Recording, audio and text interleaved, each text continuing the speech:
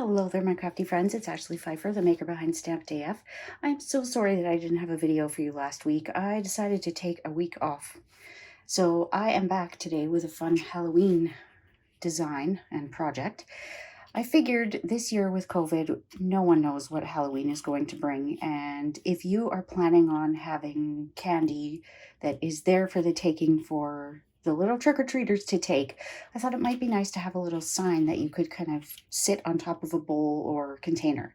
So I did this one using the Hallows Night Magic bundle and DSP and the black glitter paper, but I thought maybe we'd have two signs. So this one is a please take one. And if you see that little bit of shine on the letters, I used the shimmery crystal effects, but I dabbed it so that it wasn't too shiny. And then I used some of those gorgeous, I don't even remember what these are called. I will have all the products linked below, but aren't they just gorgeous? They still remind me of an oil spill all these months later. So there we go. Got this gorgeous ribbon, and I haven't decided what ribbon I'm going to use this time, but to keep it kind of appropriate for the littles, I thought I would use Harvest Hellos.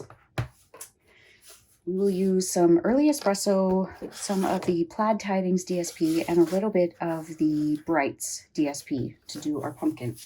So one thing that is going to be key for this project is a scoring tool. So I'm going to use my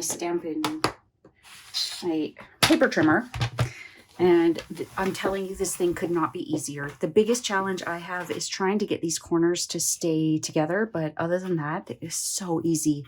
You're going to want to make these for everything. Okay, so we are going to score at 1/2 inch, 1 inch, 1.5 inches, and 2.5 inches. So I like to do all four on one side before I move on to the next. So it's at this point that I turn it around and I move it to the 1.5 and then the 2. So I'm going to speed through this part because I'm pretty sure you know how to do this. So I'll be right back.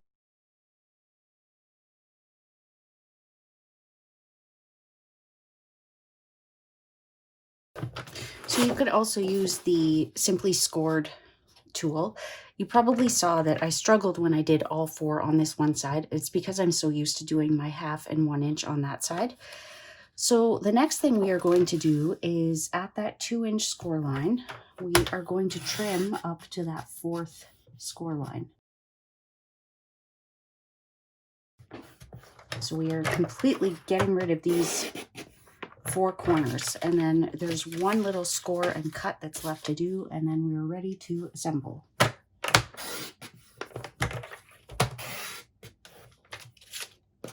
So on the 2 ends, you're going to move it to the 1/2 inch mark, and you're going to score up to the 2nd score line.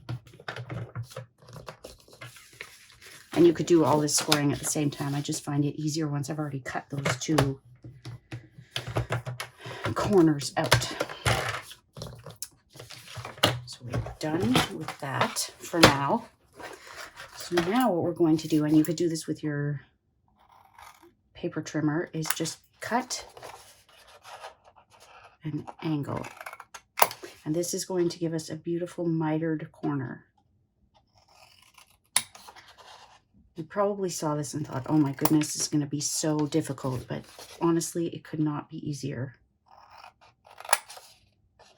I mean, I suppose it would be easier if someone did it for you, but if you want to create these, this method is the easiest I've found.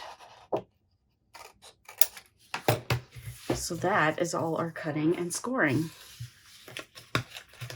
So now we're just going to fold and burnish all those score lines.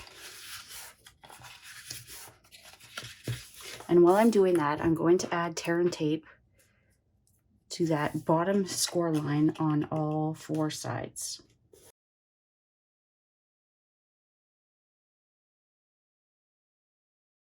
So now, before we go any further, we need to put in our little background piece. And that is where that plaid is coming in. So you can choose to keep it the whole length, but I'm going to take off just a little bit. So this is 4 by 6, and I'm just going to add some liquid adhesive.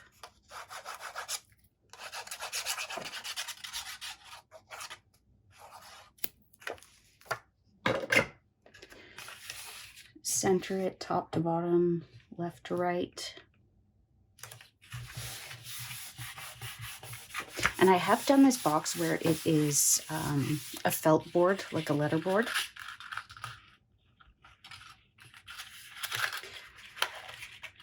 It is crucial that you do the sides first, because with that mitering, you'll see that it won't work if you don't do that first. And I have made this box where I've mitered both sides, well, all 4 sides, and it's not necessary. Just miter those top and bottom ends. Give this a good press, and I actually find the easiest way to do that is to get it where it needs to be and then lay it down and bring it back up. And then we'll do the same thing on the ends. So just give it a little bit of a burnish so that when you go to peel that release paper, the whole thing doesn't come up. And the one part that I do, and I think maybe this is where some of my issues come in, but I do use a little bit of glue here. You could use a glue dot or some tear and tape, but I want my corners to stay closed, flush. So just bring that in, hold it there for a few seconds so that glue can dry. Don't press too hard or you will crush your shadow box. And as you move on to the next steps, you could put blocks on there so that you're not having to sit there holding it. And I just put it right on those inner corners.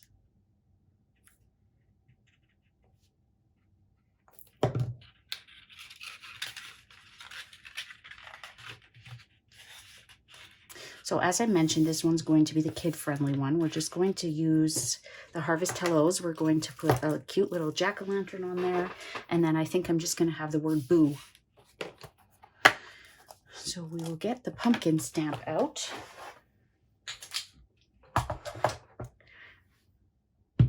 And I am going to use Memento.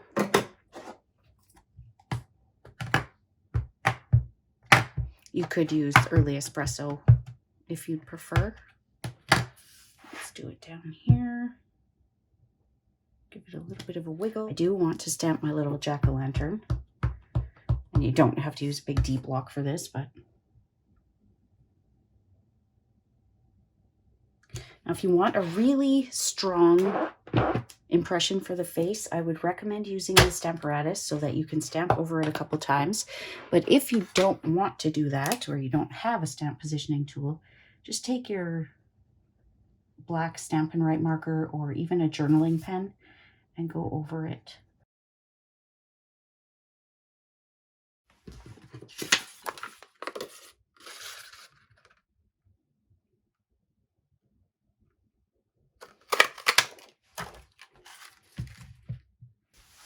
Not even going to stamp them, I'm just going to punch.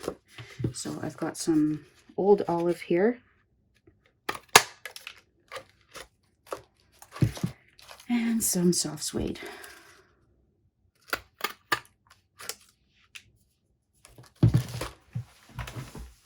And then I think for the letters, maybe we'll just use some more Early Espresso. We could use pumpkin pie too. Not entirely sure on this. That might be too much Early Espresso with the frame, but we'll see. I am going to pop this up. And I was trying to do this with the mousse punch earlier and it wasn't working, but I think it's because it's so much finer that I don't want to be able to see through this DSP because it's so light. So you could do a layer of cardstock behind it. But I want that to pop up off the top, so I'll just peel these out. I'm not sure that the punches are made to work with this, but it give it a shot, right? It's the worst that can happen. Punch gets ruined and we have to buy a new one. That's the worst thing that could happen. Okay, so when it's a pumpkin, we want the stem to be up. The thin part, sorry. So we're going to peel this off. There we go. And I've got this leaf. To be honest, I wasn't going to pop all of these up, but since I was able to get them all punched, we might as well. And actually what I'm going to do is I'm going to stick that on there, and I want the impression for this one. I feel like it's missing all of the detail. So I will get, I'm going to be lazy and just use my old olive marker.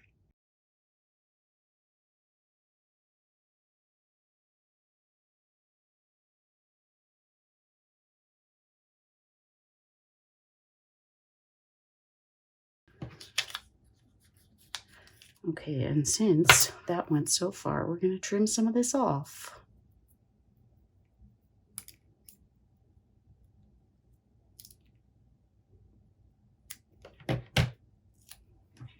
And we'll just stick that in there. Oh, he's so cute. Okay, and then with this sheet of the foam adhesive sheet, let's do Boo. And I feel like with Boo, we definitely need the exclamation mark.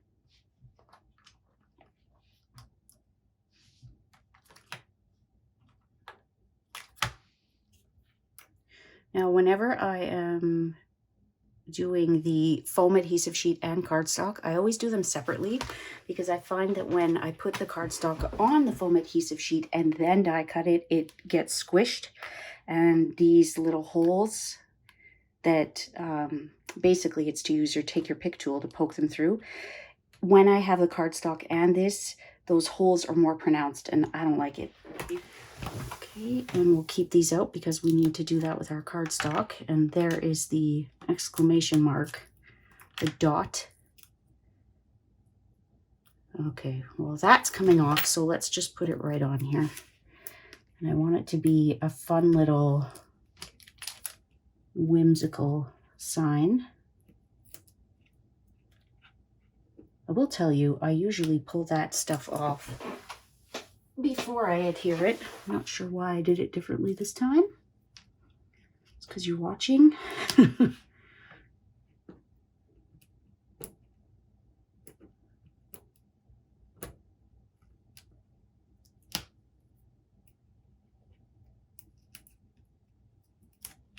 There we go. Okay, so let's just put all of them on here.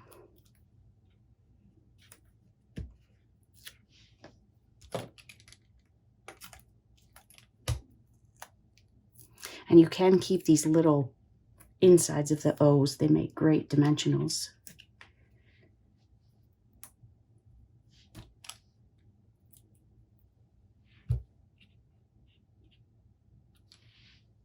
And then we'll get this little guy out. Oh, he's so cute. Even just as it is.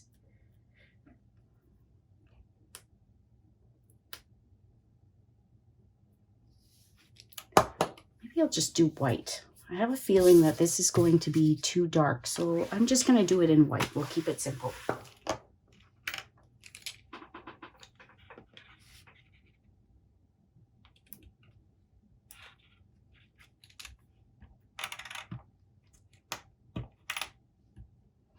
Take your pick tool is a great tool to use when you're doing a job like this, because you can use the pokey end to get things out, and you can use the putty end to pull the letters out.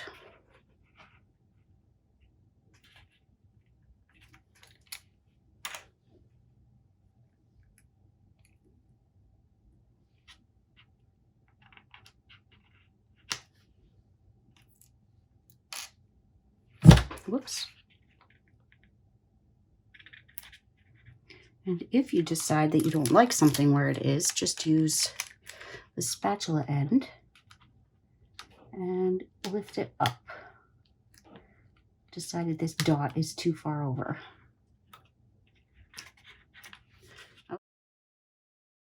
This probably seems like a very obvious bow trick, but if you get your ribbons all lined up before you tighten it, it makes it a lot easier to have a nice, pretty bow where everything's facing the way that you want it to.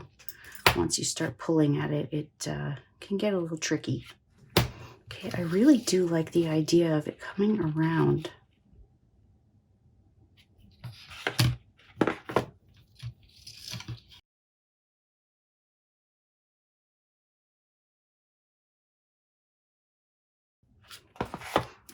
So I'm going to put some tear and tape across the back here to keep that centerpiece down. I am sure that there is an easier way to do this, and if you have this figured out, please let me know in the comments below.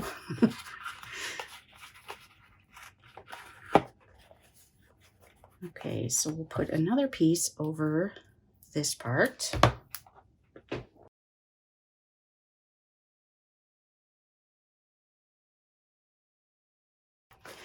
And you can either have this where it's kind of sitting on a bowl, against a bowl, or my initial thought was you could have it like on a skewer and just stick it into something.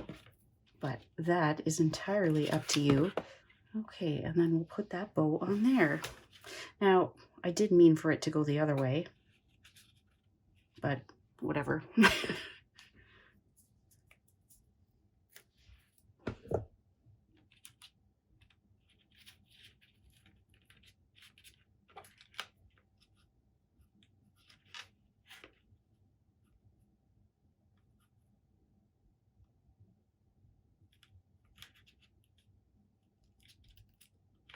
You could use a glue dot here. I don't find that they hold as well as tear and tape.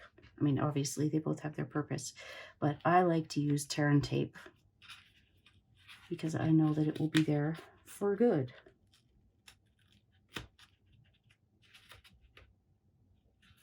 There. Okay, so two very different looking signs.